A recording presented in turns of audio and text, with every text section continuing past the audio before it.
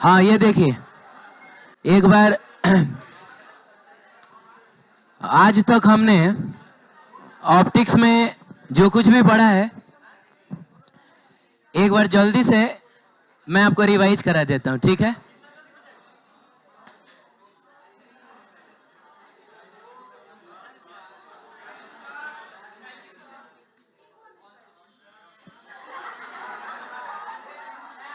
जल्दी से का मतलब यही ना होता है।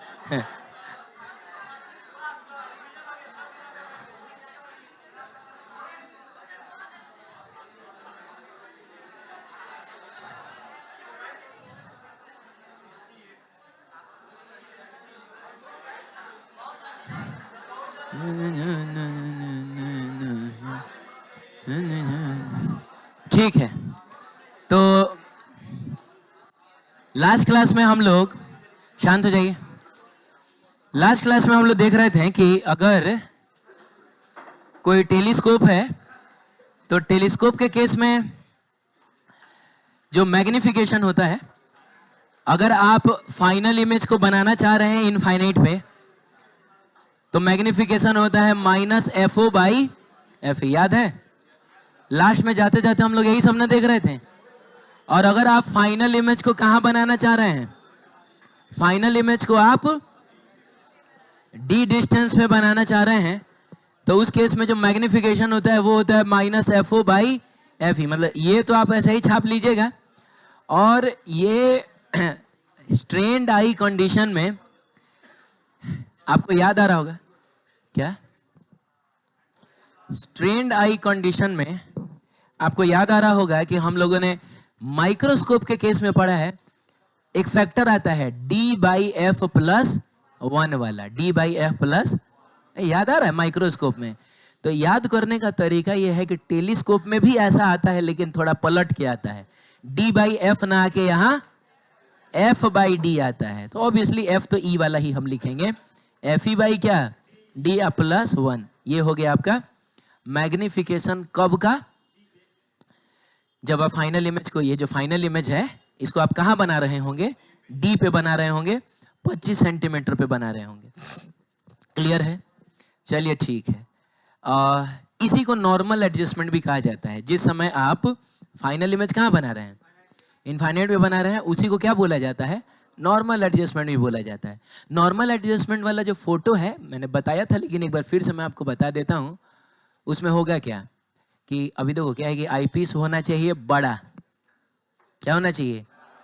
बड़ा होना चाहिए और पतला होना चाहिए। तुमको दिख रहा होगा ये बड़ा और पतला है। और याद है कि ये होता है, छोटा होता है और मोटा होता है। क्लियर है?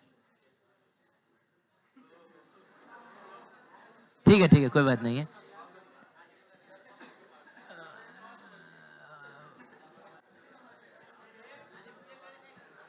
तो रिलैक्स्ड आई कंडीशन में का मतलब हुआ फाइनल इमेज हम लोग कहां बना रहे हैं? इनफाइनाइट पे बना रहे हैं। तो उस केस में बच्चों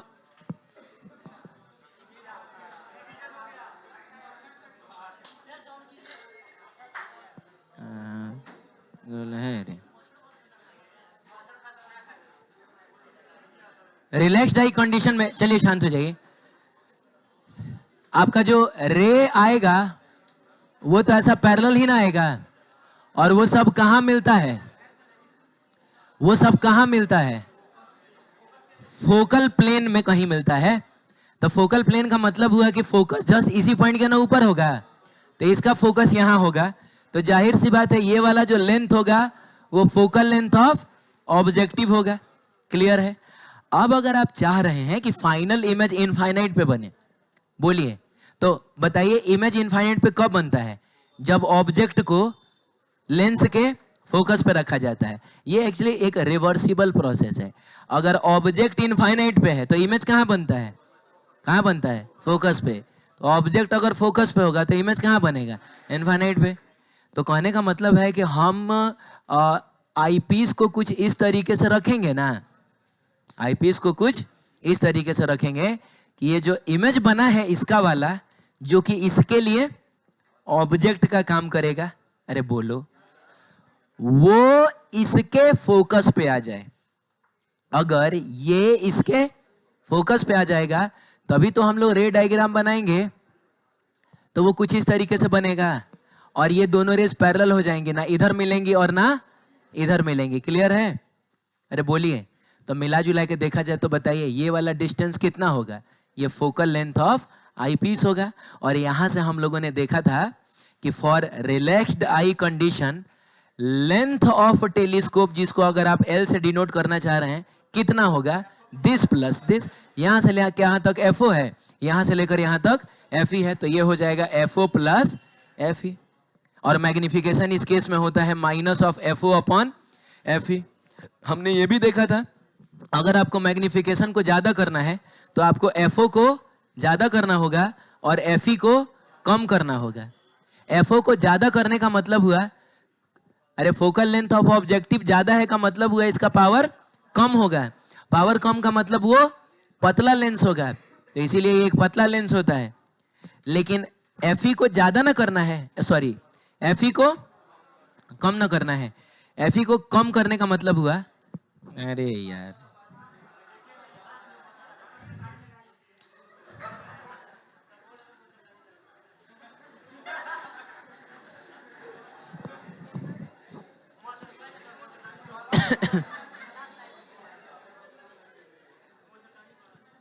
एफई को कम करने का मतलब हुआ कि इसका पावर ज्यादा होना चाहिए।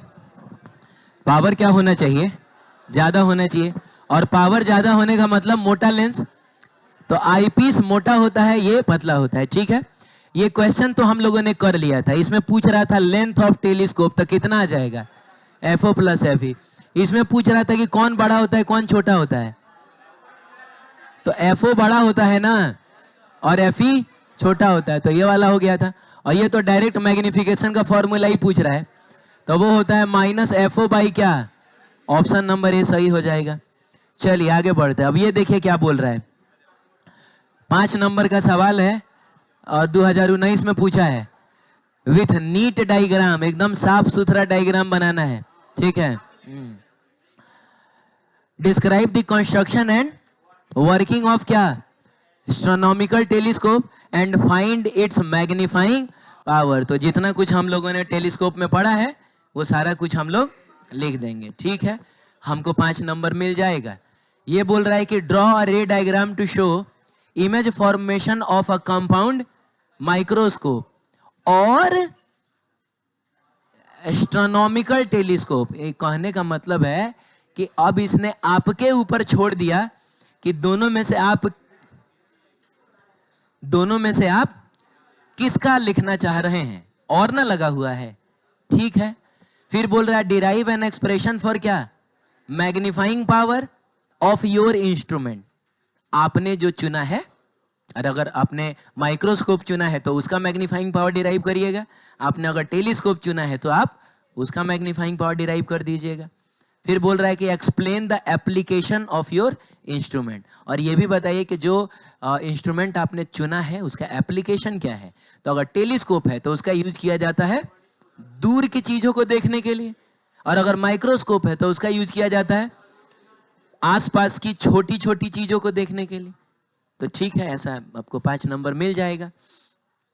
ये भी 2013 का ही सवाल है, 5 नंबर में पूछा हुआ है। कहता है मिनिमम एंगुलर मैग्निफिकेशन। मिनिमम क्या है? Angular magnification of astronomical telescope is कितना? 10x। ठीक है, सही है। यानी कि एक ऐसा टेलीस्कोप है जिससे अगर आप देखिएगा तो कम से कम मैग्निफिकेशन वो आपको कितना देगा? 10 गुना मैग्निफिकेशन तो कम से कम देगा ही। ज्यादा तुम अब मतलब उससे ज्यादा हो सकता है लेकिन कम से कम उतना होगा। ठीक है, तो एक बात बताओ, मिनिमम मैग्निफिकेशन हमको किस केस में मिलता है? जब हम इमेज को इनफाइनाइट पे बना रहे होते हैं उस केस में, कि जब हम इमेज को डी पर बना रहे होते हैं उस केस में? मिनिमम मिनिमम मिनिमम मैग्निफिकेशन, कम से कम मैग्निफिकेशन कहां मिलता है? जब इनफाइनाइट पे इमेज बनता है तब ना। नहीं, 1 मिनट रुकिए, एक बहुत लॉजिकल आंसर मैं इसका देता हूं कि यार जब हम डी पर बनाते हैं इमेज को तो उस समय हमारी आंखों पर बहुत जोर पड़ता है। तो यार हम अपनी आंखों पर जोर क्यों डालेंगे? हम इसलिए ही ना डालेंगे क्योंकि वो हमको वहां पे ज्यादा बड़ा दिख रहा है। हे भगवान, अगर इनफाइनाइट पे ही सबसे बड़ा दिखता तो हम ये डी वाला केस पढ़ ही नहीं रहे होते। आप समझ रहे हैं? एक तो आंख पे जोड़ भी नहीं पड़ रहा है और ऊपर से बहुत बड़ा भी दिख रहा है। तो ये चीज आप लिख लीजिए कहीं। मिनिमम मैग्निफिकेशन मिलता है इनफाइनाइट पे इमेज बनता है तब। कहीं किताब में लिखो। क्या लिखोगे? मिनिमम मैग्निफिकेशन कब मिलता है? हाँ, तो इसको ऐसे शॉर्टकट में अगर लिखना चाहो तो ऐसे लिख लेना, relaxed eye condition. Minimum magnification कब मिलता है? Relaxed eye condition. और बताइए मैक्सिमम मैग्निफिकेशन कब मिलेगा? जब हम फाइनल इमेज को कहां बनाएंगे? डी पर बनाएंगे। मैक्सिमम मैग्निफिकेशन मिलेगा स्ट्रेन्ड आई कंडीशन में। यहां पर फाइनल इमेज बनता है कहां? इनफाइनाइट पे। और यहां पे फाइनल इमेज बनता है कहां? डी पे।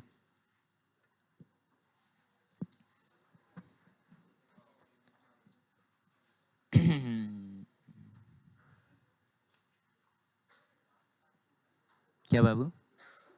यस।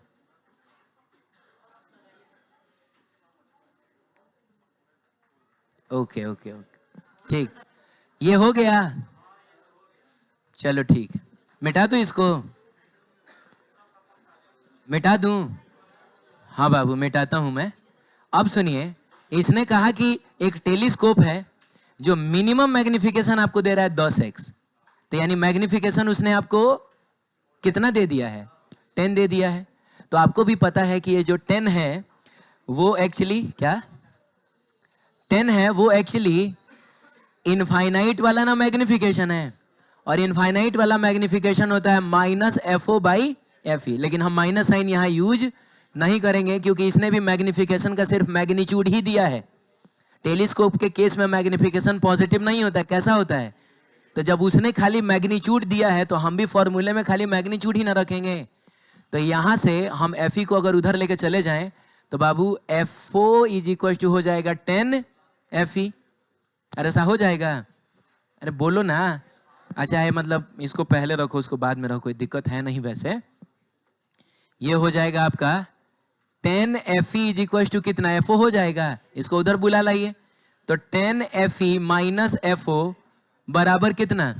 आप इसको इक्वेशन नंबर 1 कहिए। आगे कहता है कि length of the tube is 44 centimetre. Length कितना है? 44 सेंटीमीटर। आप जानते हैं ना लेंथ का मतलब होता है FO + FE। क्या मतलब होता है? FO + FE। तो यानी कि दिया हुआ है FO + FE = 44 सेंटीमीटर। इसको आप इक्वेशन नंबर 2 कह दीजिए। अब कुछ नहीं करना है, आप बस इन दोनों इक्वेशंस को जोड़ दीजिए। जैसे ही आप दोनों इक्वेशंस को जोड़िएगा, FO से FO कैंसिल हो जाएगा। 11 FE = हो जाएगा 44 सेंटीमीटर। तो FE = हो जाएगा 4 सेंटीमीटर और FO = हो जाएगा, अरे दोनों मिल के 44 है। और ये अगर 4 सेंटीमीटर है तो ये कितना होगा? तो 40 सेंटीमीटर हो जाएगा। बस इतना आप करिए और बिहार बोर्ड आपको देगा कितना नंबर? 5 नंबर देगा। CBSE 1 नंबर के लिए भी नहीं पूछेगा इसको। बिहार बोर्ड आपको कितना दे रहा है? क्योंकि बिहार बोर्ड ये बात मानता है कि मेरे स्टूडेंट्स के लिए न्यूमेरिकल किसी मंगल ग्रह की चीज है। आप समझ रहे हैं? मंगल ग्रह से एक मुट्ठी मिट्टी भी उठा के लाओगे उसकी कीमत करोड़ों में होगी। आप समझ रहे हैं? तो आपको क्या लग रहा है, जिस किसी ने ये बना दिया होगा, अगर उसने सिर्फ बिहार बोर्ड के लेवल की प्रिपरेशन की होगी, डेफिनेशन वगैरह डेरिवेशन वगैरह रटा होगा, तो उसके लिए क्या ये कोई मामूली चीज है? अरे आपको ना लग रहा होगा ये सर बहुत ठीक है, कोई बात नहीं है। वो देखिए आसपास में जो हो रहा है होने दीजिए, ठीक है? आप अपना काम करिए।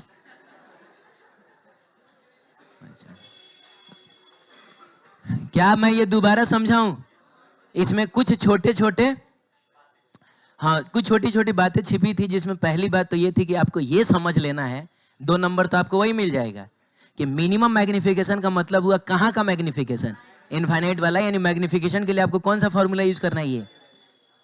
दूसरी बात कि लेंथ ऑफ द टेलीस्कोप का मतलब होता है एफओ प्लस एफ ए। बस ये दो बात लिखिए, दो इक्वेशन, दो अननोन सॉल्व करना आपने 10th क्लास में सीखा है, आपको मिल जाएगा 5 नंबर। आगे बढ़ते हैं, अभी सीबीएसई शुरू होगा यहाँ से।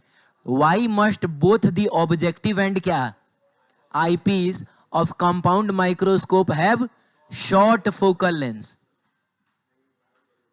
तो हम लोग क्या बोलेंगे, हम लोग बोलेंगे कि एट नॉर्मल एडजस्टमेंट, एट क्या नॉर्मल एडजस्टमेंट फॉर क्या रिलैक्स्ड आई कंडीशन, शांत हो जाइए, normal adjustment at for relaxed eye condition, ये रिलैक्स्ड लिखा हुआ है, हाँ रिलैक्स्ड आई कंडीशन, मैग्निफिकेशन, अरे यार ये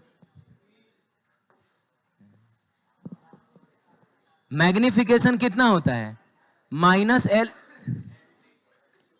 L into D divided by F O into क्या एफ ई, हम लोग ये बोल देंगे कि ये फॉर्मूला होता है।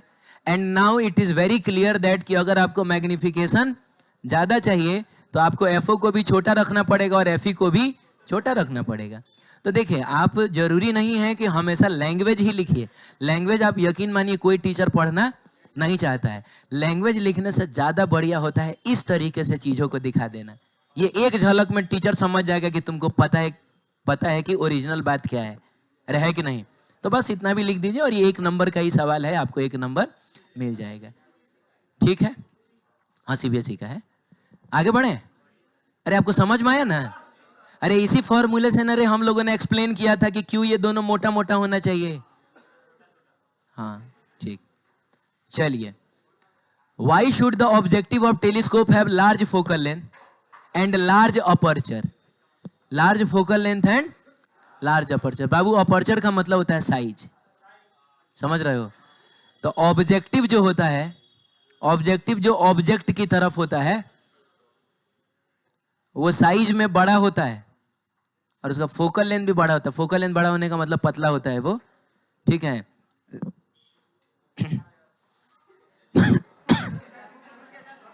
नहीं नहीं नहीं, नहीं।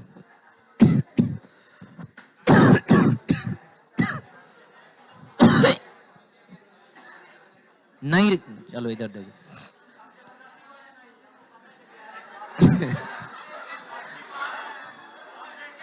नहीं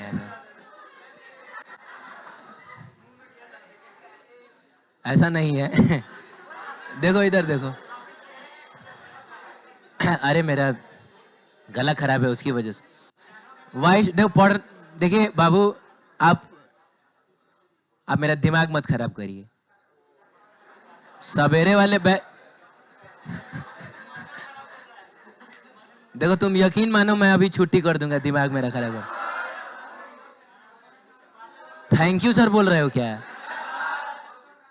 सवेरे वाले, चुप रहो,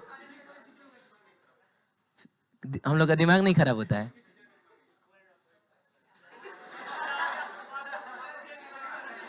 हाँ सवेरे वाले बैच में देखिए मैं ये पढ़ा चुका हूँ, ये आगे मतलब इसके आगे भी, तो मैं अभी छुट्टी कर दूंगा, बोल दूंगा कि जाइए जाके उधर वीडियो देख लीजिए। तो अभी सही है, छोड़ दिया जाए, जाके देख लोगे तो एकदम शांत हो जाओ। देखो मैं कह रहा हूं एकदम शांत हो जाओ, मैं 3 तक गिनूंगा, 1 2 3।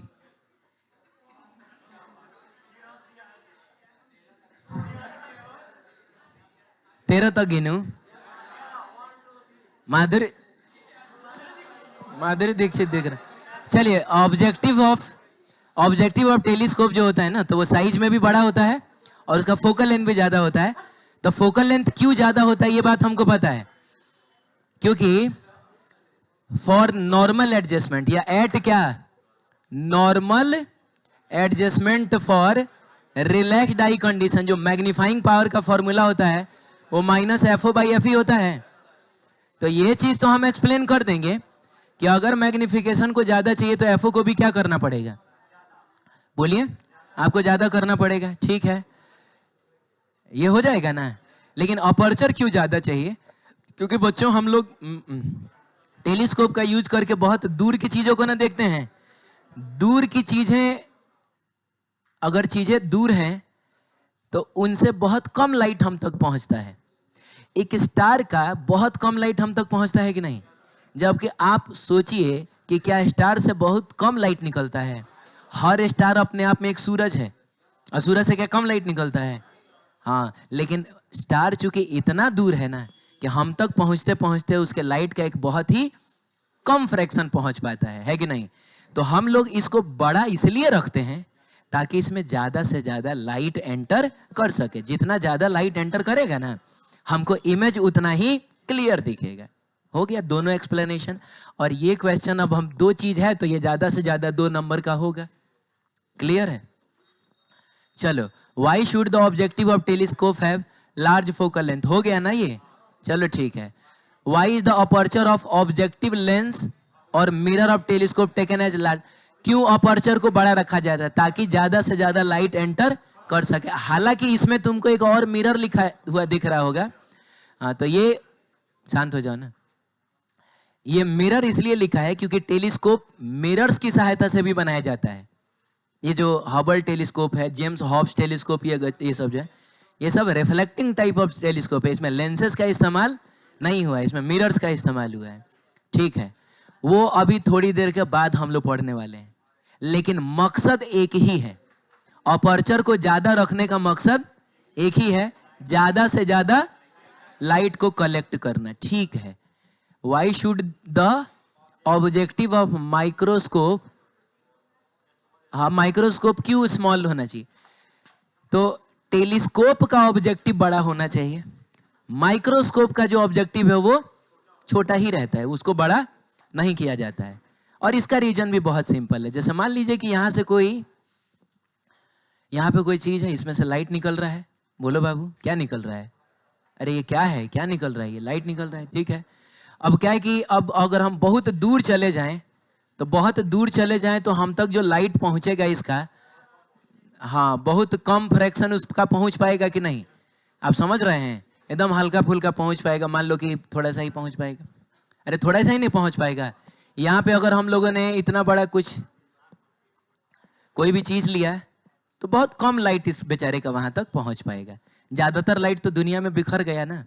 लेकिन उसी चीज को अगर हम यहाँ ना रख के एकदम हम यहाँ रख दें, अब बताओ तो क्या उसने बहुत ज्यादा लाइट कलेक्ट नहीं कर लिया? आप समझ रहे हैं? आप बताइए ना, ये वाला लाइट तो कहाँ चला गया? वो यहाँ तक थोड़े पहुंच पा रहा था। ये वाला लाइट भी देखो कहाँ चला गया, वो भी नहीं पहुंच पा रहा। इवन ये वाला भी नहीं पहुंच पा रहा, ये वाला भी इधर चला गया। लेकिन जब आप यहां पर रखिएगा उस चीज को, तो ये ऑटोमेटिकली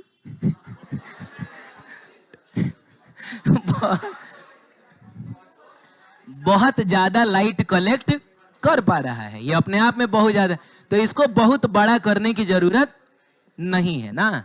तो हम लोग इसका एक्सप्लेनेशन ये देंगे, शांत हो जाइए, कि चूंकि माइक्रोस्कोप का जो ऑब्जेक्टिव होता है वो ऑब्जेक्ट से लगभग एकदम सटा हुआ होता है। अरे है कि नहीं? उनके बीच का गैप बहुत कम होता है, तो वो ऑटोमेटिकली ज्यादा लाइट कलेक्ट कर रहा है।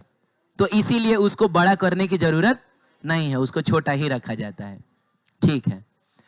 बोल रहा है कि एस्ट्रोनॉमिकल टेलीस्कोप के लिए जो 2 लेंसेज यूज की गई हैं, उनमें एक का पावर है 10 डायोप्टर, दूसरे का पावर है 1 डायोप्टर। ये नहीं बताया है कि दोनों में से कौन से ऑब्जेक्टिव लेंस का है और कौन से आईपीस लेंस का है। अब ये आपको समझना है। तो बताइए, कम पावरफुल कौन होता है? ऑब्जेक्टिव। वो जो पतला होता है वो कम पावरफुल है। तो जाहिर सी बात है पावर ऑफ ऑब्जेक्टिव ही इसमें 1 डायोप्टर होगा। तो जाहिर सी बात है पावर ऑफ आईपीस यहां पर 10 डायोप्टर होगा।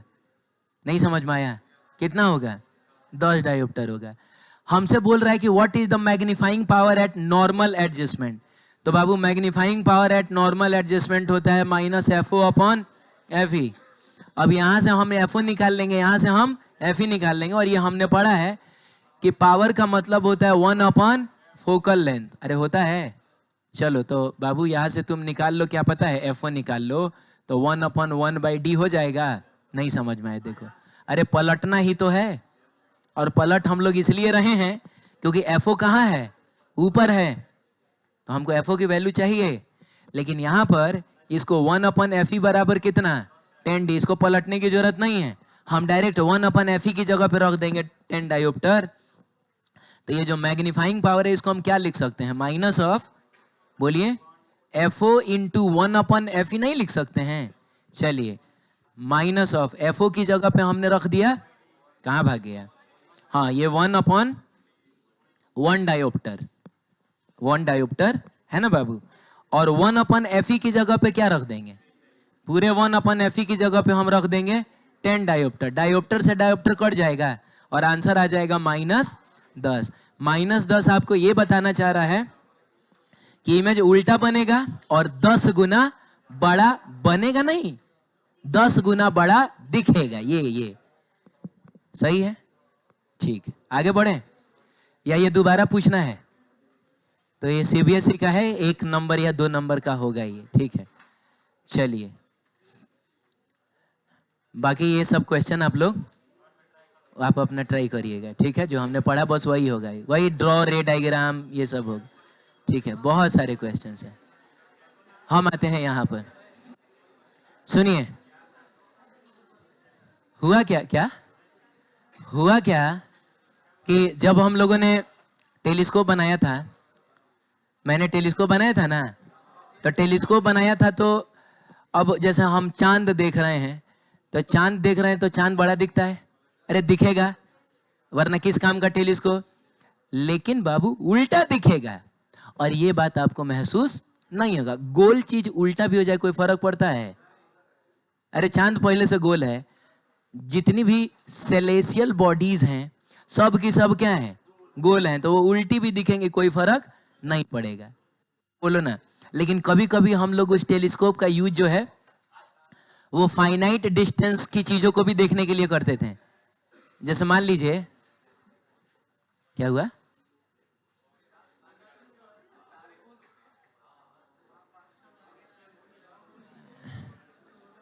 कभी कभी हम उस टेलीस्कोप का यूज जो है,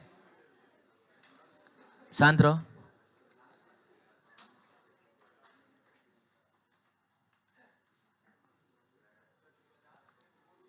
है स्टार्स गोल नहीं होता है।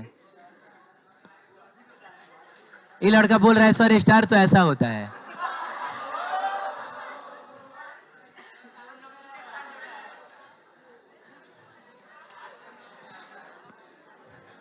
हर चीज गोल है, ठीक है, बकवास नहीं करो। देखो इधर सुनो, हम लोग चांद तो देखते थे, तो चांद बड़ा दिखता था, उल्टा भी दिखेगा तो कोई दिक्कत नहीं है। लेकिन मान लीजिए कभी हम चांद ना देखे, जैसे मान लो सामने यहाँ से 50 मीटर दूर कोई घर है, घर में मान लो कोई खिड़की है, और खिड़की के अंदर मान लो कोई कैलेंडर टंगा हुआ है,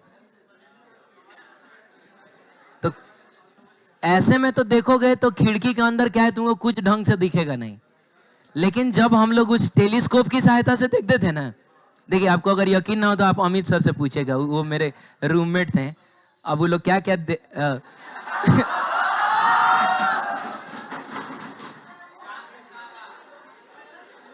नहीं ऐसा कुछ नहीं है, मतलब तो मान लो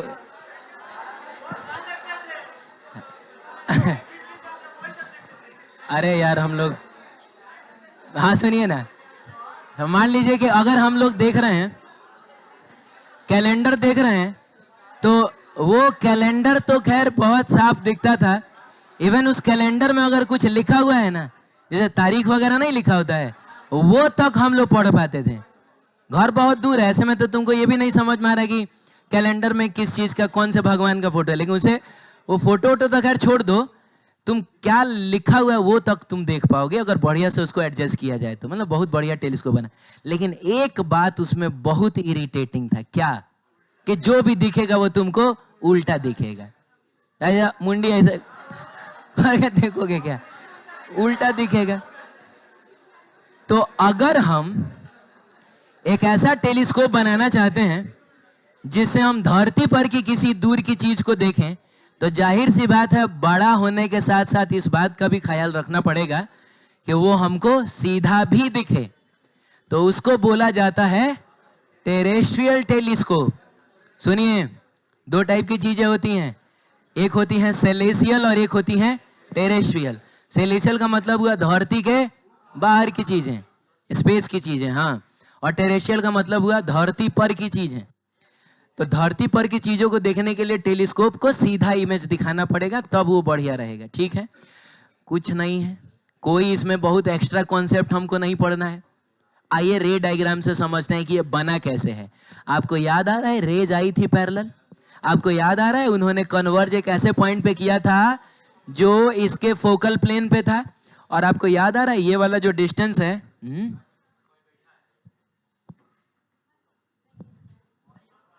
अच्छा यहाँ बैठा,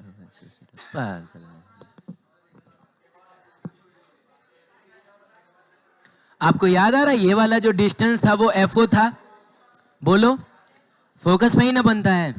अब करना क्या है आपको, अब आईपीस अभी नहीं रखना है, आईपीस अभी एक नॉर्मल लेंस आपको लाके वहां पे रखना है।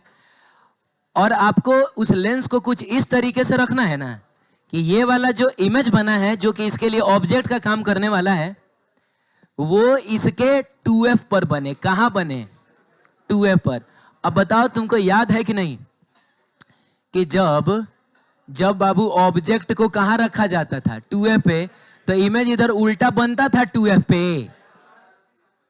अरे बोलिए ना, तो आपको नहीं लग रहा है कि अगर हमने इसके 2F पे रख दिया है इसको, तो इसका इमेज जो होगा उसी साइज का, यानी मैग्निफिकेशन में इसका कोई रोल नहीं है। इसका काम बस इतना है कि ये नीचे से इसको क्या कर देगा, ऊपर कर देगा। और ये वाला डिस्टेंस भी तब कितना हो जाएगा? 2F ही हो जाएगा। अब वक्त आ गया है आईपीस रखने का। तो आप आईपीस को कुछ इस तरीके से रखिए कि ये जो इमेज बना है इसका, जो कि इसके लिए किसका काम करने वाला है? ऑब्जेक्ट का। पिछले वाले का इमेज अगले वाले का ऑब्जेक्ट होता है। तो वो अगर इसके फोकल लेंथ पर जाके बन जाए, इसका फोकस पे जाके बन जाए, तो ये इसका इमेज कहां बनाएगा? अरे इनफाइनाइट पे ही ना बनाएगा। अरे यार ठीक है, तो बीच में बस यही नहीं कहा गया है। जिसने किया क्या है, बस उल्टा कर दिया है। बाकी मैग्निफिकेशन में इसका कोई रोल नहीं है। तो इस केस में अगर मैं तुमसे पूछूं कि लेंथ ऑफ टेलीस्कोप कितना होगा, तो बाबू यहां से यहां तक कितना है? कितना है? FO है। यहां से यहां तक कितना है? 4F ना है, जिसमें F वो जो तीसरा वाला लेंस आपने रखा था उसका फोकल लेंथ हो जाएगा। तो ये 4F हो गया, प्लस फिर बताओ यहां से यहां तक कितना है? FE हो जाएगा। एक मिनट, मैग्निफिकेशन पर कोई असर नहीं पड़ेगा, कोई असर नहीं पड़ेगा। कहने का मतलब है कि मैग्निफिकेशन आप कहां देखना चाह रहे हैं? इनफाइनाइट पर इमेज बना के अगर देखना चाह रहे हैं तो यहां पर भी वही FO अपन FE होगा, बस माइनस साइन अब नहीं आएगा। बस अब माइनस साइन नहीं आएगा, क्योंकि माइनस हमको यही ना बताता था कि इमेज उल्टा बना है, जबकि अब की बार तो इमेज, हाँ, ऑब्जेक्ट अगर इधर है तो इमेज भी उसका इधर ही बना है। क्या बोल रहे हो? तो ठीक है बाबू, चाहे आप अगर D डिस्टेंस पर बनाना चाहते हैं तो आपको याद है FO अपॉन FE और FE अपॉन D प्लस 1, बस माइनस साइन नहीं आएगा। आप देख लीजिए वहां लिखा हुआ है ये।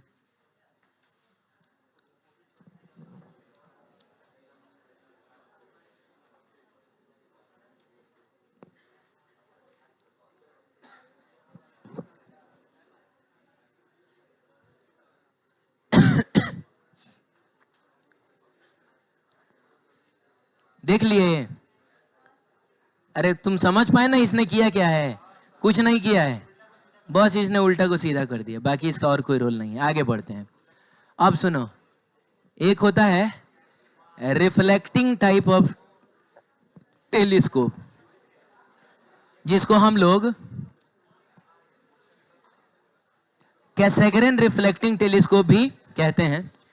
तो अगर ये रिफ्लेक्टिंग टेलीस्कोप है तो नाम से ही समझ में आ रहा है कि इसमें मिरर्स का इस्तेमाल होगा। ठीक है, क्या इस्तेमाल होगा? मिरर्स का इसमें यूज होगा ना। तो आपको दिख रहा होगा कि यहां पर एक कॉनकेव मिरर है, तो यही कॉनकेव मिरर ऑब्जेक्टिव का काम करेगा। देखो ऑब्जेक्टिव वो होता है ना जो ऑब्जेक्ट से लाइट को कलेक्ट करता है। बोलिए, तो पहले ऑब्जेक्ट कहाँ है? कहीं इनफाइनाइट पे है, उससे जो पैरेलल रेज आएंगी, अरे बोलो ना, हाँ, उनको ये कलेक्ट करेगा। तो ये जो मिरर होता है ये बहुत बड़ा मिरर होता है। बहुत बड़ा का मतलब तुम समझ रहे हो कितना बड़ा है। अभी चाइना ने बनाया है एक रिफ्लेक्टिंग टेलीस्कोप है, उसका डायमीटर लगभग 110 मीटर है। 110 मीटर का मतलब समझ रहे हो? मैंने हमको लग रहा है कि वो लगभग पूरा जो न्यू कॉलोनी है ना, बोलिए ना, हाँ, उससे भी ज्यादा, न्यू कॉलोनी इधर कोरिटोला सब लेते हुए, इतना बड़ा उसने टेलीस्कोप बनाया है। वो बनाया है उसने।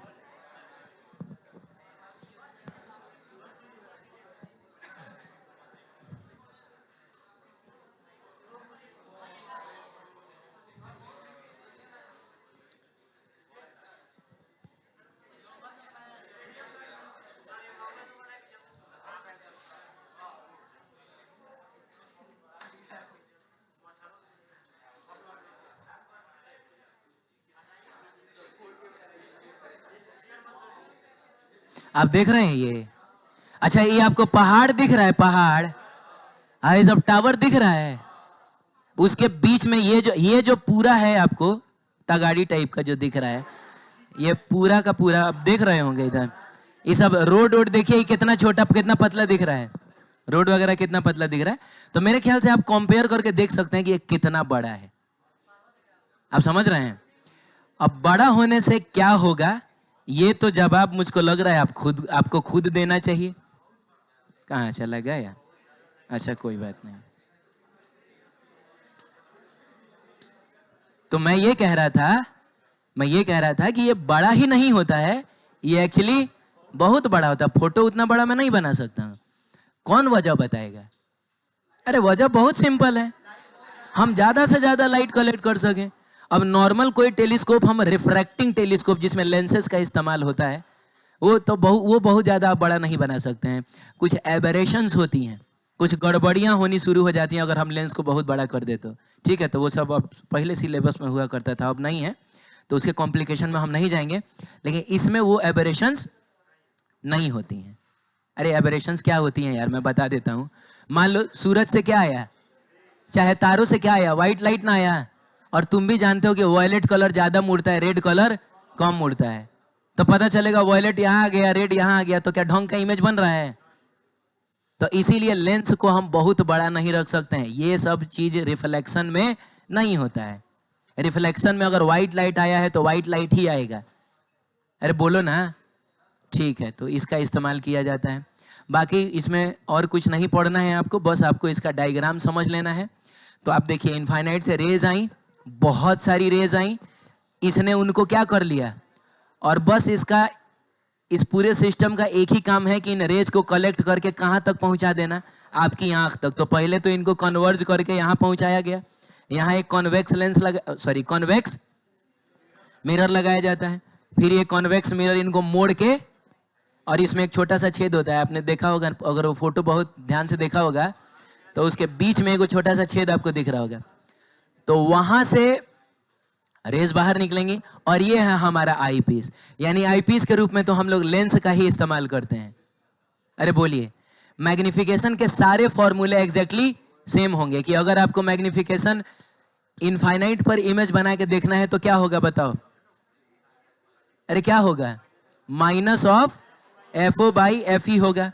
और वही अगर आपको D पर बनाना है तो क्या होगा? Minus of FO by FE, FE by D, और प्लस क्या? 1। और FE तो हम निकाल लेंगे, जो भी इसका फोकल लेंथ होगा वह निकाल के लेंगे, मतलब दिया होगा। FO के लिए हमको इस मिरर का ना फोकल लेंथ चाहिए। तो बाबू आपको पता है कि मिरर का फोकल लेंथ होता है radius of curvature divided by 2। ठीक है, आप देख लीजिए, ये भी आपकी किताब में लिखा हुआ है।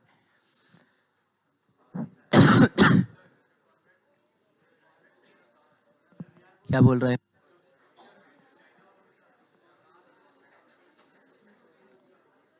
उस तार के जरिए, वो जो टावर था तो उसी में तार वार के जरिए वो ऐसा लटकाया जाता है। कोशिश किया जाता है कि सारा रे जो है वो किसी एक ही पॉइंट पर फोकस हो। तार के जरिए, जैसे आजकल वो जो क्रिकेट मैच में कैमरा नहीं होता है, तो उसी के जरिए लटकाया जाता होगा। ठीक, हाँ, इधर उधर किया जाए। ठीक है, सही है। मैंने, मेरे कहने का मतलब है कि अगर लेंस वाले टेलीस्कोप में हम लोग किसी स्टार से आने वाले 100 रेज को कलेक्ट कर रहे हैं, 100 रेज को, तो ये अब पूरा पूरा दो कॉलोनी के मिला के इतना बड़ा अगर ये है, तो ये तो 100 के रेस्पेक्ट में देखा जाए तो कुछ लाखों करोड़ रेज को ना ये कर रहा होगा। तो हम कह सकते हैं कि नॉर्मल टेलीस्कोप के रेस्पेक्ट में ये इमेज लाखों करोड़ों गुना ज्यादा क्लियर बनाता है। आप बात समझ रहे हैं? हाँ, बहुत दूर दूर की गैलेक्सीज वगैरह का भी, जहां की लाइट हमारी आंखों तक, क्या हम ऐसे देखते हैं तो हमको दूसरा गैलेक्सी दिखता है? क्योंकि दूसरा गैलेक्सी इतना दूर है कि उससे जो रेज आ रही हैं वो इतनी कम अमाउंट में है कि हमारी आंखें उसको डिटेक्ट भी नहीं कर पा रही हैं। अरे बोलिए, लेकिन ये जो है वो इतना बड़ा है कि थोड़ा थोड़ा भी रे आ रहा है ना, तो इतना हो जा रहा है कि ये ढंग से, अब जैसे मान लो कि किसी दिन मेरा मन किया, मैंने कोई मन्नत मांगी कि मेरा ये काम अगर हो जाएगा तो मैं एक दिन